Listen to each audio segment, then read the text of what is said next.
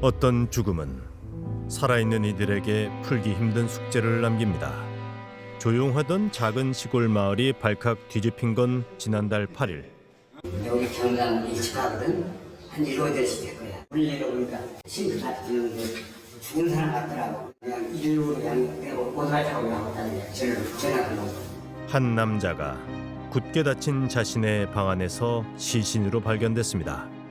이제 방문을 열고 들어가는 당시에 이제 바른 자세로 누워 계셨었고 이물이 좀 나와 있었고 그리고 시반, 사후방식 등을 확인함으로써 심정지가 오신 지 시간이 꽤 지났다라는 것을 좀 확인할 수 있었습니다. 사망한 이는 방앗간 뒷집에 홀로 새들어 살던 60세 이 씨. 그는 따뜻한 전기장판 위에 마치 잠을 자듯 반듯하게 누워 숨져 있었습니다. 돌연사가 아닐까 생각하던 그때 끌려서 생긴 게 혈흔이 약간 있었고 후드 안에 피가 약간 고여 있었습니다. 그 사인을 알 수가 없어가지고 바로 부검을 하게 된 겁니다. 예리한 형사들의 눈에 포착된 수상한 흔적들. 부검을 통해 확인한 사실은 놀라웠습니다.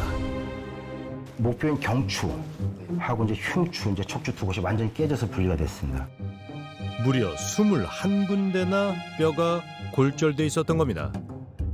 법의관 의견은 추락이나 아니면 이게 밟힘 뭐 이렇게 표현을 하시더라고요. 바로 이게 외력에 의한 그 사망이 왔다라고 했기 때문에 광역과학수사팀에서 내려와서 현장 압수까지 전체 다 제수를 했습니다.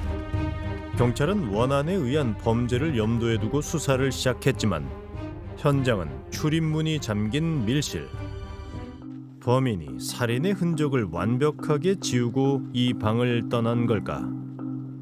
하지만 옆마을에 사는 이 씨의 형은 그럴 리가 없다고 말합니다. 수요일 아침에 6시 여기 집주인한테 전화가 왔더라고요. 동생 죽었다고 그러지 뭐 알고 있냐고 빨리 들어가보라고. 그래가지고 와보니까 그냥 냄새가 팍 나면서 그냥 이렇게 있는 데가 알을 몰라봤다. 주변엔 이 씨 집 입구를 비추는 CCTV가 있습니다. 뭔가 단서가 있지 않을까? 대동원에서 추적해보니까 4월 5일 날이 마지막으로 그게 최종적으로 들어오는 모습이 확인됐어요. 그리고 그 이후에 발견될 때까지는 왕래하는 모습이 전혀 없었습니다. 시신이 발견되기 3일 전인 4월 5일 오전 7시 무렵 이 씨가 집으로 들어오는 이 장면이 그의 마지막 모습입니다. 그 후론 이 씨도 다른 누구도 그 집에 드나든 흔적이 없습니다.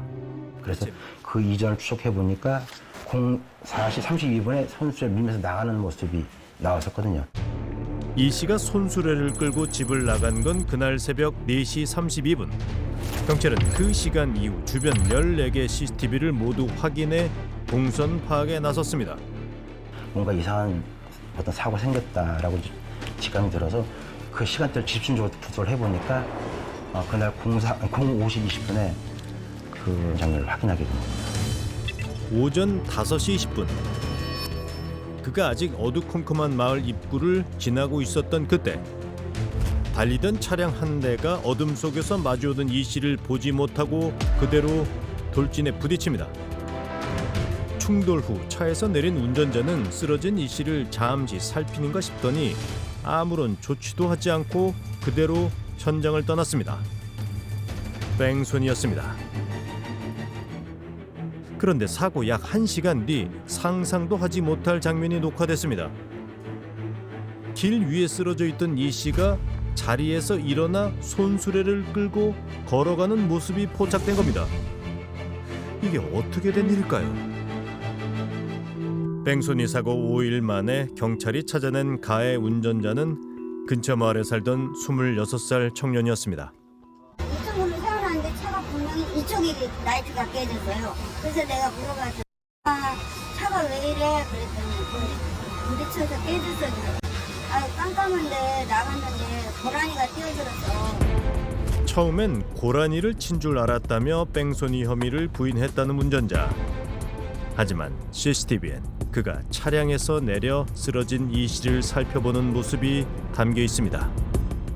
현재 도주치사 혐의로 구속 중인 가해 운전자의 아버지는 이 상황이 납득이 되지 않는다고 합니다. 억울하죠. 그 자리에서 돌아가셨다 그러면 인정을 하지만은 거기 사고 난 자리에서 그 집까지, 그 돌아가신 분 집까지 거의 한 700m 정도 돼요. 근데 갈비가 부러지고 목이 부러지면은 그 정도면은 현재 움직이지 못하죠. 내 아들이 사고를 내고도 그냥 간 거는 나쁜 놈 중에도 나쁜 놈이에요. 근데 그 돌아가신 분은 사고하고는 관계가 없어요. 교통사고와는 무관하다고 저는 생각하고 있어요. 사망했을 때 이 씨는 21군데의 뼈가 골절됐는데 특히 경추 7번과 흉추 11번은 완전히 깨져서 분리된 상태였습니다. 사고로 그렇게 됐다면 이 씨가 어떻게 집까지 걸어왔겠냐는 얘기입니다. 그게 미식이, 그게 신기해. 21군데가 부러졌다는데 그게 어떻게 왔는지 나는 그게 이상하다고 그러지. 실제 사고 장소에서 이 씨의 집까지는 600여 미터. 목과 척추뼈가 골절된 상태로 손수레를 밀고 이 거리를 걸어가는 게 가능할까? 목뼈와 등뼈가 골절이 돼서 이거는 일반인이 상상하기 힘든 굉장히 매우 심한 고통에 분명히 발생했을 거라고 보이고요. 척추뼈가 깨지면 누구든지 그 통증 때문이라도 걷기가 어려웠을 텐데요. 경추와 그 흉추 안에 척수라고 부르는 뇌신경 다발이 완전하게 손상을 입지 않았다면 걸을 수는 있다고 보여져요. 그러니까 불가능한 일은 아니다. 부검 결과 이 씨의 척추뼈와 목뼈 일부는 완전히 부서져 분리돼 있었습니다. 혹시 교통사고 이후에 넘어지거나 폭행을 당해서 뼈가 부러졌을 가능성은 없을까? 제 7번째 목뼈와 제 11번째 등뼈에 척추뼈에 완전히 분리된 그 정도의 골절은 누군가 타격이나 뭐 이런 거에 의해서 발생할 수 없고요. 아무래도 교통사고와 무관하다고 절대 얘기할 수 없을 것 같고요. 1시간 동안이나 홀로 도로에 쓰러져 있다 일어난 이 씨는 가다 서다를 반복하며 힘겹게 집까지 걸어왔습니다. 사고 장소에서 집까지는 성인 걸음으로 10분밖에 걸리지 않지만 그날 그는 40분 동안 힘겹게 이 길을 걸어왔습니다. 구급대에 의해서 이 뼈가 골절된 부위도 보존을 하면서 옮겼으면 생명을 건질 수도 있는 그런 상황인데 그렇게 걷는 것이 사실은 척추뼈가 이미 손상을 입은 데 다 악화되는 요인으로 작용했을 것 같다. 그 고통스러운 순간에도 그는 왜 고물 손수레를 손에서 놓지 않았을까요? 형은 그게 가장 마음 아프다고 합니다. 그 동생을 내가 데려올 때 2008년도에 데려왔는데 서울에서 이제 어머님 돌아가시고 내가 데려왔는데 왜냐면 장애가 그 지적장애가 좀 있는 데다가 말풍이라도 좀 부려우게 태어나가지고 지적장애 3급인 이 씨는 10년 전 서울 생활을 접고 형을 따라서 이곳 철원에 정착했습니다. 여기 와서도 몇 년간은 이런 거 안 했어요. 이런 걸 주스로 다니고 그런 걸 보고는 이제 저도 그냥 자꾸 예약관을 또 하나 사달라고 해서 사줄 때는 해가는 건 자기가 할 수 있는 지가 하려는 그런 거예요. 작은 돈이라도 스스로 땀 흘려 벌고자 했던 그에게 손수레는 무엇보다 소중한 보물이었을 겁니다.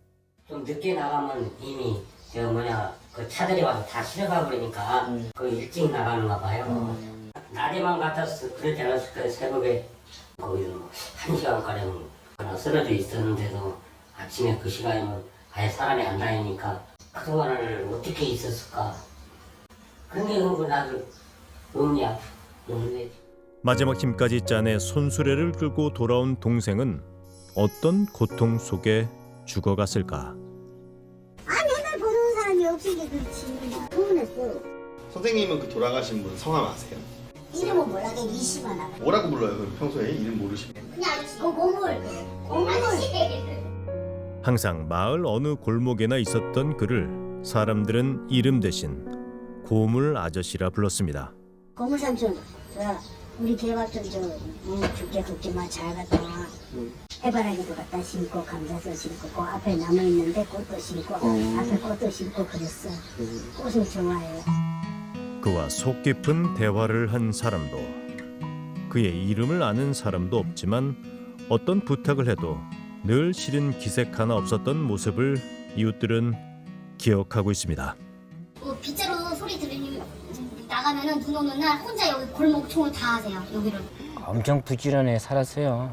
엄청 부지런했어요. 새벽까지 나가가지고 일하고 항상 웃고 말 잘하고 밝았어요 사람이. 짜증 내고 막 인상 쓰고 그런 적은 없어요. 불쌍하지 뭐. 고물을 주어 생활하는 삶이 녹록지 않았을 텐데도 늘 얼굴에 웃음을 잃지 않았다는 이 씨. 너무도 아프고 외로웠을 그의 마지막 길을 누구 하나 지켜주지 못하고 그렇게 떠나 보냈다는 사실이 모두의 마음을 아프게 합니다. 그가 떠난 지 한 달, 텅 빈 방 안에 고물상 사장님이 찾아왔습니다. 남아있는 물건들 다 또 정리 좀 하고 깨끗하게 치워드리기 위해서 꽃 한 송이 가지고 왔습니다. 잘 먹는 커피하고. 누가 알아주든 알아주지 않든 한결같이 정직하고 성실하게 살아왔던 사람. 좋은 데 가서 이제 뭐 힘 안 들이고 편안하게 이제 쉬셔야지. 여지껏 이제 고생 많이 했으니까는. 그는 안타깝게 떠났지만 사람들은 기억할 겁니다. 현이로 갈게요. 어떤 힘든 상황에서도 포기하지 않고 스스로 삶을 이끌어갔던 한 남자를, 가난 속에서도 행복을 나누는 법을 잃지 않았던 그의 따뜻한 웃음을 사람들은 오래오래 간직할 겁니다.